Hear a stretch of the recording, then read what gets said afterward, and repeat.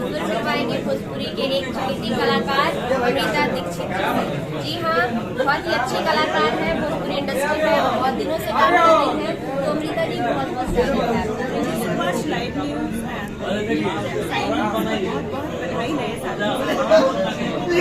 हमारे पूरे चैनल को कैसी है? बहुत अच्छी अच्छा अमृता जी, आप भोजपुरी में गाना गाती हैं, अच्छी गायिका भी है और बहुत सारे स्टार के साथ पवन सिंह जितने भी बहुत बड़े बड़े स्टार है लगातार हमेशा नहीं, मेरे ख्याल से ऐसा नहीं होना चाहिए, लेकिन पता नहीं, वो कुछ कहना मुश्किल है किसी के बारे में, अंदर कौन क्या है कैसा है बताना बहुत मुश्किल है। भोजपुरी इंडस्ट्री वालों से आप क्या कहना चाहेंगी, एक लड़की होने के नाते, अगर इस चीज़ें अगर वो लोग वायरल कर रहे हैं, आप भी एक लड़की हैं, वो भी एक लड़की हैं, तो आप क्या संदेश देना चाहेंगे? मैं यही कहना चाहूँगी कि चाहे वो लड़की हो या लड़का हो, किसी का भी पर्सनल लाइफ का चीज़ अगर कुछ है भी तो उसको बहुत ज़्यादा नहीं छेड़िए, क्योंकि ये अच्छा चीज़ नहीं है, ये किसी के साथ भी हो सकता है, तो ऐसा नहीं करें, बहुत गलत है। खासकर ये चीज़ें तब क्यों होती है जब लोग वायरल मतलब अच्छे हिट होने लगते हैं उनके गाने, खासकर ये चीज़ें तब क्यों होती तब ये एक बहुत बड़ी विडम्बना है, ये बिल्कुल नहीं होना चाहिए, ये इसके लिए सख्त कदम उठाना चाहिए, जो भी हो सकता है, तो ऑब्वियसली ये होना चाहिए कुछ ना कुछ। अच्छा अमृता जी, चलिए आज आपसे आपके बारे में बात करते हैं। बहुत सारे स्टारों के साथ आपने स्टेज शेयर किया, सबसे ज़्यादा कंफर्टेबल और सबसे ज़्यादा इंटरेस्टिंग कौन सा रहा और किन के साथ रहा आपका? सबसे ज़्यादा इंटरेस्टिंग मेरे लिए अभी शायद कुछ दिन पहले ही था, जब पवन जी ने स्टेज पे कहा कि जब मेरा नाम अनाउंस हुआ और मैं स्टेज पे गई, तब पवन जी ने कहा आओ ट्रेंडिंग स्टार। मेरे कान में वो लाइन गूंजती रहती है, क्योंकि मेरे लिए वो बहुत बड़ा बात था, क्योंकि बचपन मतलब जब से अपने गाना शुरू किया मैंने, तब से मैं उनको सुनती चली आ रही हूँ और ड्रीम है वो हम लोगों के लिए, और मेरा भी ड्रीम है कि कभी मेरी आवाज़ उनके साथ आए। अभी तक नहीं आई है, लेकिन ड्रीम है कि कभी आए। तो और उन्होंने मुझे कहा कि आओ ट्रेंडिंग स्टार, मतलब कुछ गाने मेरे जो मैं गाती हूँ तीज को लेकर या करवा चौथ को लेकर, वो सब चीज़ें सबको पसंद आती हैं और वो गाने ट्रेंड करते हैं, तो उसको लेकर के उन्होंने कहा, मुझे बहुत अच्छा लगा और मैं तो, मेरे लिए वो शॉकिंग था एकदम से, और हम मतलब जैसे लगा दिमाग की बत्ती ऐसे खुल गई और मन किया नाचने लगूँ ऐसा, तो वो सबसे ज़्याधा बेस्ट था अभी तक। जब भोजपुरी इंडस्ट्री में कौन से गाने से आपको पॉपुलैरिटी सबसे पहले मिली? हाँ, वो गाना था प्यार का रोग लगा के छोड़ा साथी रे, वो मेरा दर्शकों के हाँ, लिए गुनगुनाएंगे। तुम पे कि मैं भरोसा थोड़ा साथी रे, प्यार का रोग लगा के छोड़ा साथी रे, छोड़ा साथी रे। किसके लिए था ये गाना, कि दिल टूटा है क्या कभी आपका? नहीं, दिल तो सबका टूटता है, तो ऑब्वियसली कभी ना कभी सबका टूटता ही है यार तो कोई नहीं, लेकिन उसके लिए वो सब चीज़ सब अलग है, ये सब मेरे फ्रेंड्स के लिए है, और मेरे फ्रेंड्स मेरा दिल कभी नहीं तोड़ते।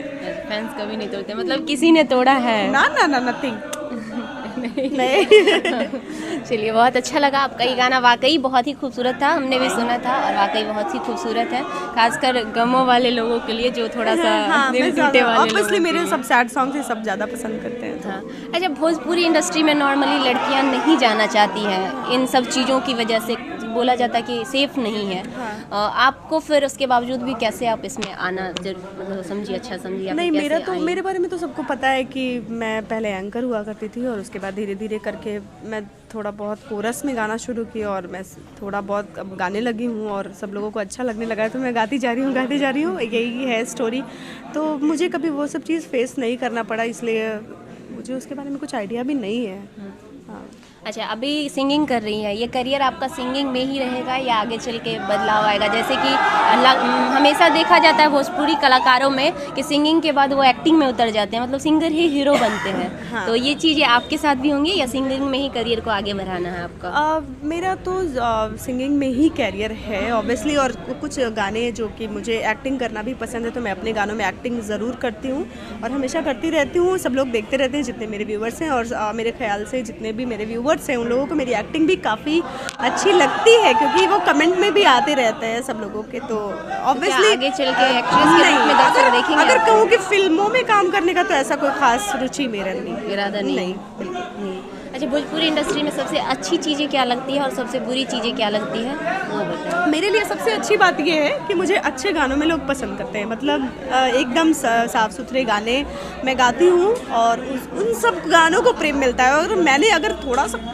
सा भी वो गा दिया, थोड़ा सा भी हल्का सा जो हॉट हो, तो फिर कमेंट आने लगता है कि आपने ये क्यों गा दिया, आपको ये नहीं गाना चाहिए था, आपको इसकी क्या ज़रूरत थी।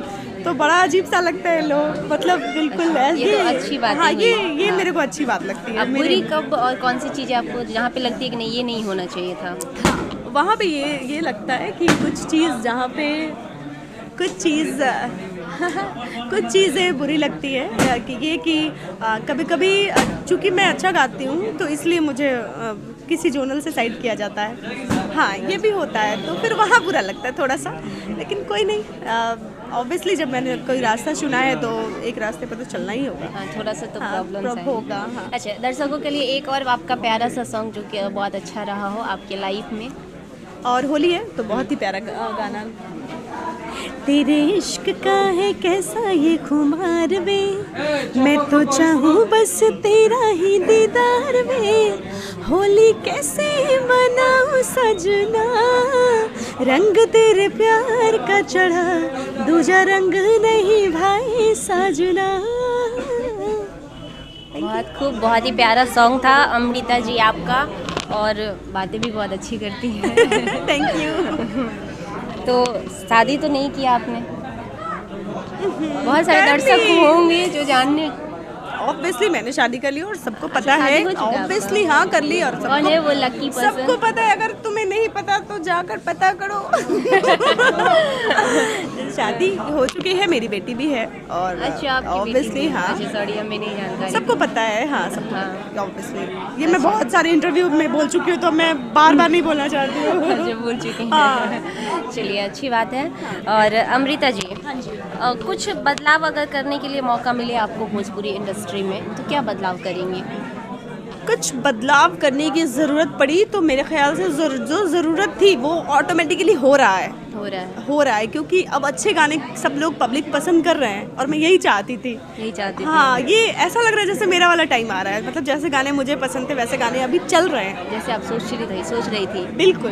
तो ये बहुत ही अच्छा गोल्डन टाइम है भोजपुरी का। हाँ, एक चीज़ अमृता जी और कहना चाहूँगी, अभी जो है माहौल भोजपुरी में एक चीज़ देखा जाता है कि बहुत सारे सिंगर लोग लाइव आके आपस में जो करते हैं वो आप हमसे बेहतर जानती होंगी। तो आपको नहीं लगता कि ये सारे सिंगर जो जितना फोकस इन चीज़ों पर करते हैं, अगर शायद उतना फोकस हमारे भोजपुरी इंडस्ट्री को लेकर करते, उतनी लड़ाई भोजपुरी बिहार में इंडस्ट्री को लेकर मांग करते या सब्सिडी को लेकर मांग करते, जिनकी वजह से इन्हें दूसरे राज्यों में जाना पड़ता है, तो शायद कुछ ना कुछ बिहार सरकार सोचती इसके लिए। इतना मेहनत करती हैं आप लोग, लेकिन उसके बावजूद वो भी चीज़ यहाँ पे नहीं मिल पा रहा है। हाँ। तो इनमें नहीं लगता कि कहीं ना कहीं इन लोगों की कमी है जिसकी वजह से ऐसा हो रहा है? मैं किसी की कमी नहीं गिना सकती हूँ।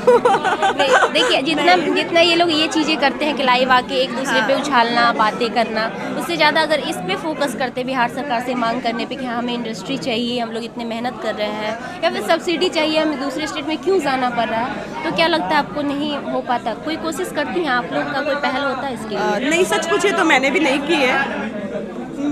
मैं तो बस थोड़ा बहुत गा लेती हूँ। जो बड़े स्टार्स सिंगर्स हैं उन लोगों को ये पहल करनी चाहिए और उन लोगों की पहल का अच्छा नतीजा भी आएगा मेरे ख्याल से, तो उन लोगों को करनी चाहिए। तो मैं यही कहना चाहूँगी कि सब लोग मिलकर करें। एट द एंड दर्शकों के लिए एक प्यारा सा सॉन्ग डेडिकेट कर